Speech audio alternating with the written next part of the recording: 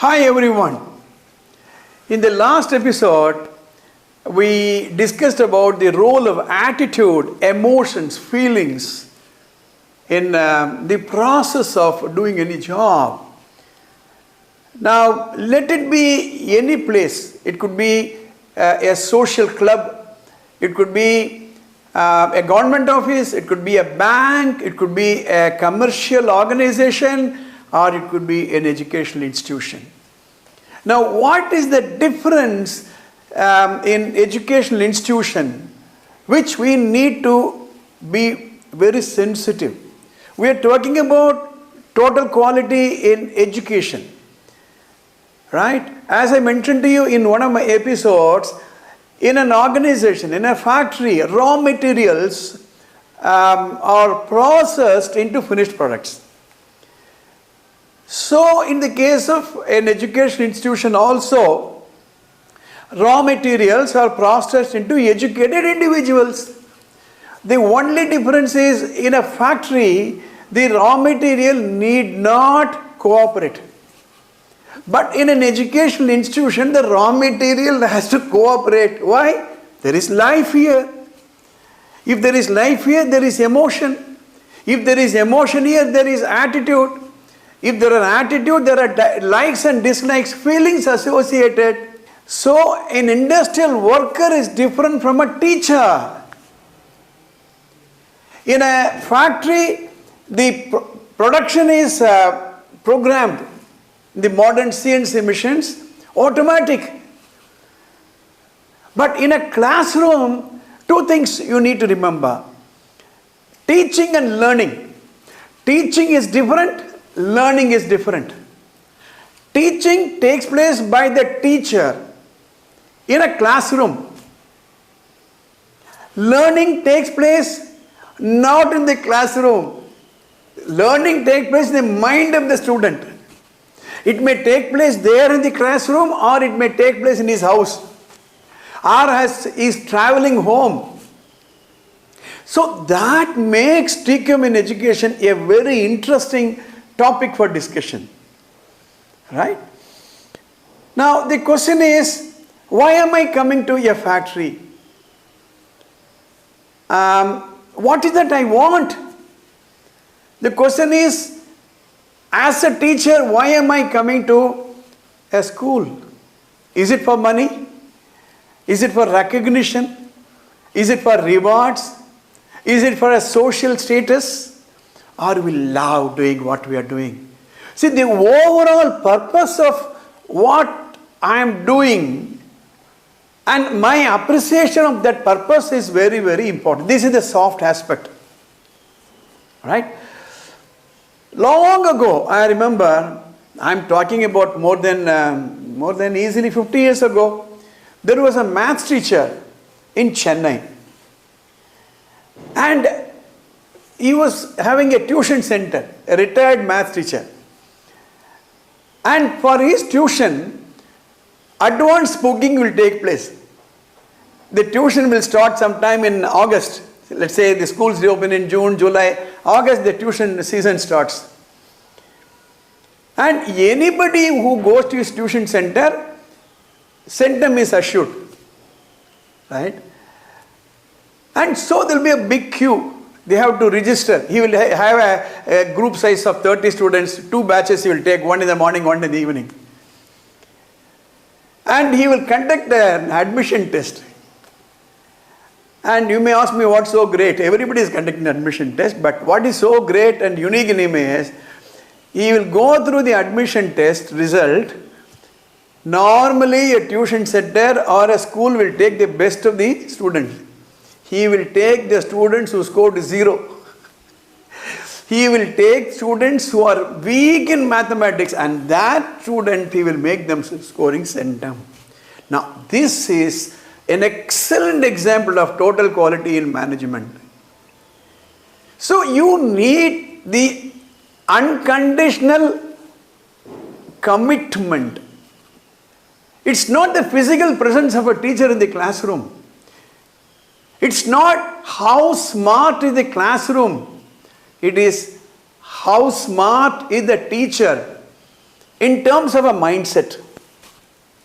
So that is what we are going to discuss in this. So the question, sometimes this question could be very confusing.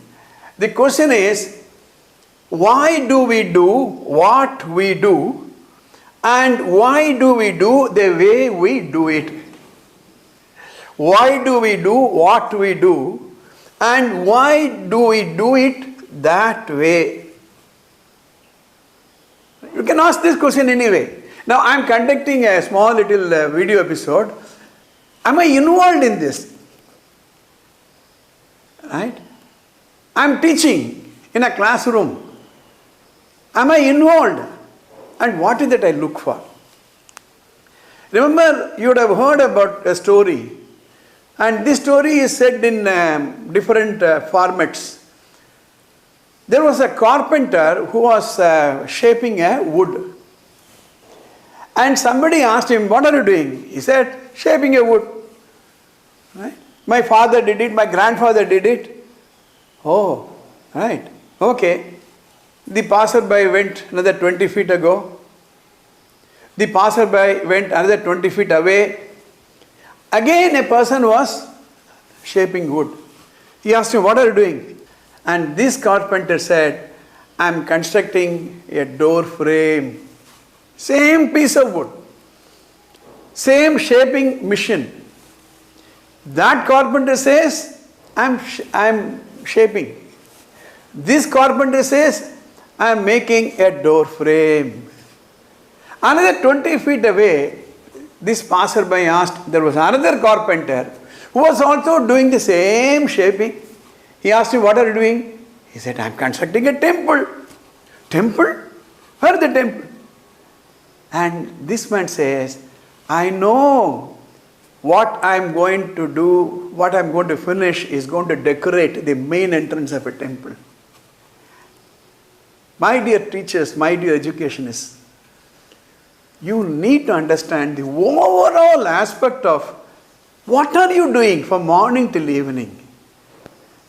As I said in another example in the previous episode, how many principles are required to make an educational institution perfect? How many head of the departments you need? How many invigilators you need so that students do not copy? Right? It's all in the attitude. So in this total quality management journey, the mind aspect is very, very important. The belief of the teacher, the attitude of the teacher will decide the quality of the delivery. Now, let me give a couple of small little theoretical input. Motivation theories.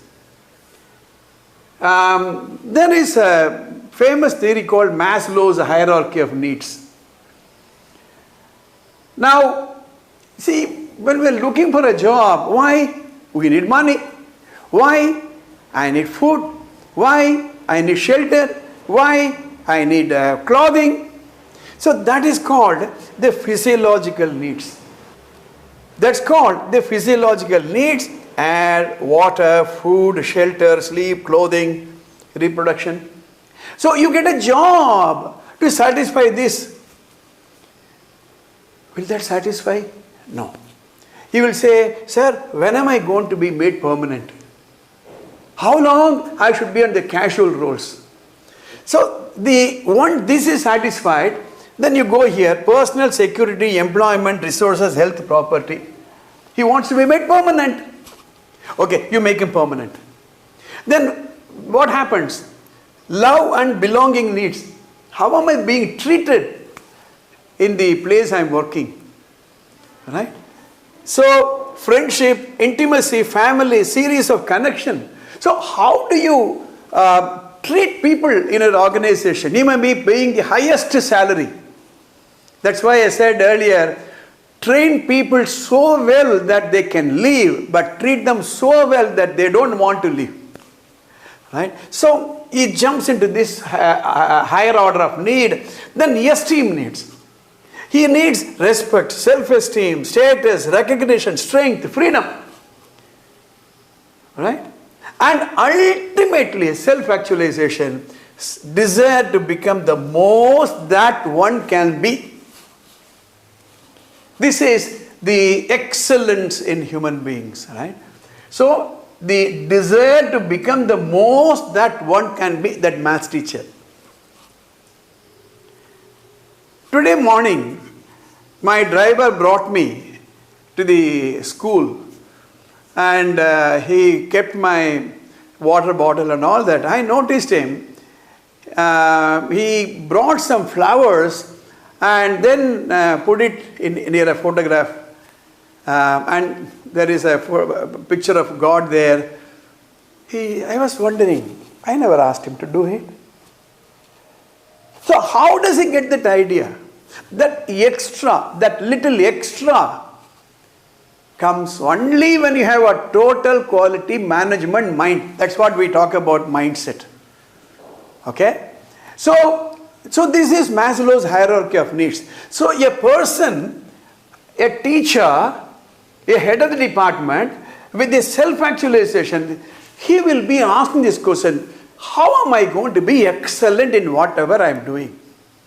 See, please understand, it is not the technology. Understand, please, it is not the money. Understand that it is not any other reward system. You know, if the highest paid person should have the maximum enthusiasm, then we should see government sector, they are paid the highest salary. I am not generalizing this, right? But is it taking place? Or the lowest paid teacher in a private school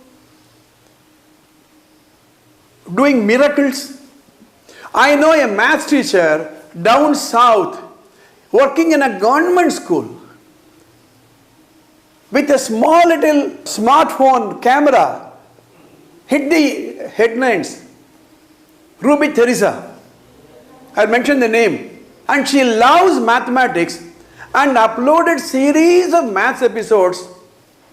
The government of Tamil Nadu invited her and rewarded her.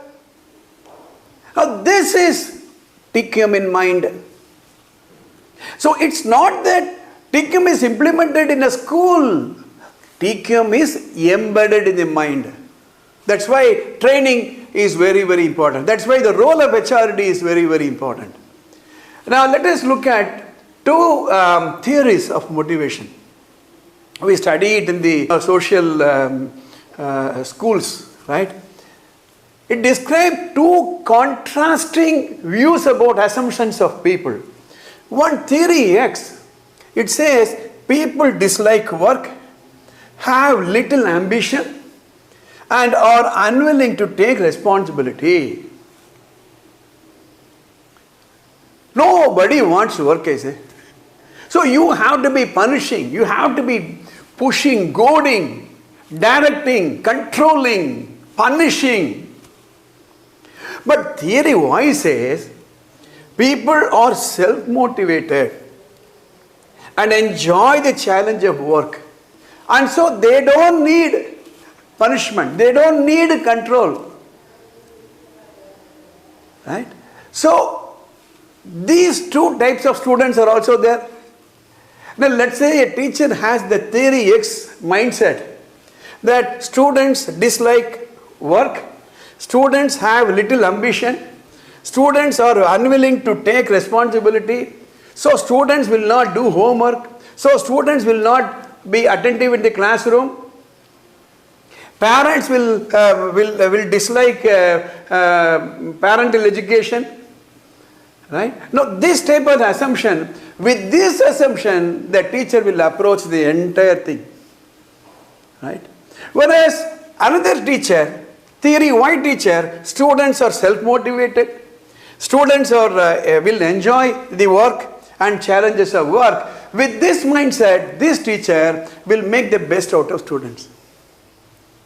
So it all depends upon what mindset you install. So TQM education, TQM training Deployment of TQM and the entire education institution will develop a shift from here to here.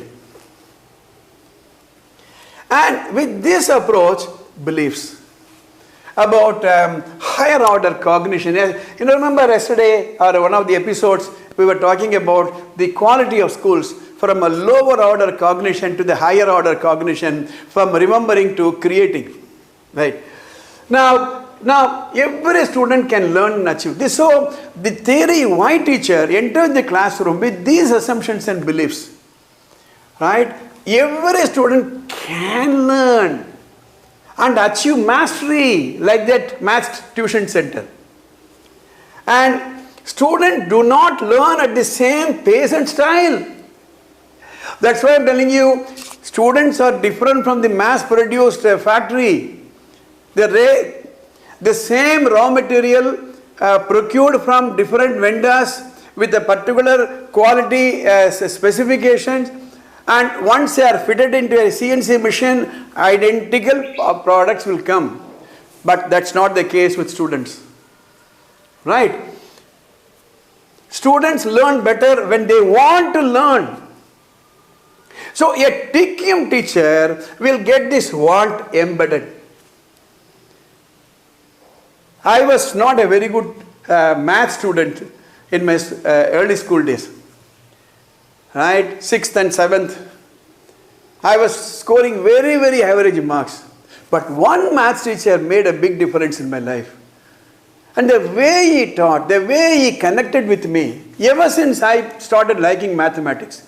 That's why it's a common knowledge. When you like a teacher, you will like the subject she is teaching.